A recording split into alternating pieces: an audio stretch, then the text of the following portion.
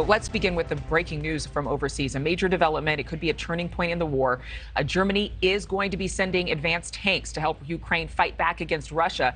And the U.S. could make a similar announcement as early as today. Defense officials could announce the delivery of 30 Abrams M1 tanks in just a few hours. That move follows Germany's approval to let Poland send dozens of modern heavy battle tanks to Ukraine's war front as well, marking a breakthrough among U.S. and NATO partners. Kelsey Kernstein is here now to explain how we got here and how we are where we are right now. Good morning, Kelsey. Good morning. Yeah, this is really a critical new development. Germany's move, it could allow other countries to do the same. Now, the U.S. could also make the announcement to send their Abrams tanks to Ukraine today. Now, here's some background information. For weeks, U.S. officials wanted NATO allies to send German-made tanks to Ukraine. They're known as Leopard 2s. Now, many NATO countries in Europe are equipped with them, so it's actually easier for them to send them. But because Germany makes the Leopard 2s, Germany needed to sign off on the delivery of them to Ukraine, which it just did. Now, Germany had refused to do so unless its allies sent the tanks as well. That is one reason why we expect the U.S. to announce the delivery of Abrams tanks today.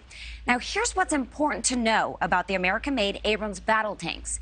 It is equipped with a jet engine that is capable of producing 1,500 horsepower. It costs about $9 million to make per tank, and it has a high-powered cannon that is capable of punching through all sorts of vehicles and buildings. And its armor is some of the best in the world. Now, one reason that the U.S. did not want to send the Abrams tanks to Ukraine is because they are so complicated to use. They do require training. Now, it is not clear when that training would take place. And Ukraine hopes that this will help them fight off Russia this spring and end the war by the fall. Well, so, Kelsey, has the Pentagon said anything necessarily about this? Like, have they come out with a statement explaining the thought process behind this? Yeah, so the Pentagon has really not made any official announcement just yet, but this is what they said yesterday. Just a few things, and then I'll get right to your questions. First, I am aware of the press reporting stating that the U.S. is considering providing Abrams tanks to Ukraine. I have no announcements to make at this time, and when and if we do, we'll be sure to let you know.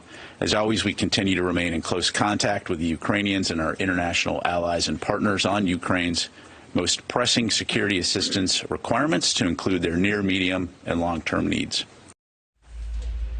This morning, Poland, Spain, and the Netherlands, they're also saying that they will send tanks to Ukraine. Now, Russian leaders, they are furious this morning, saying this conflict, it takes it to a new level. Adrienne? All right, Kelsey, thank you so much. It certainly does.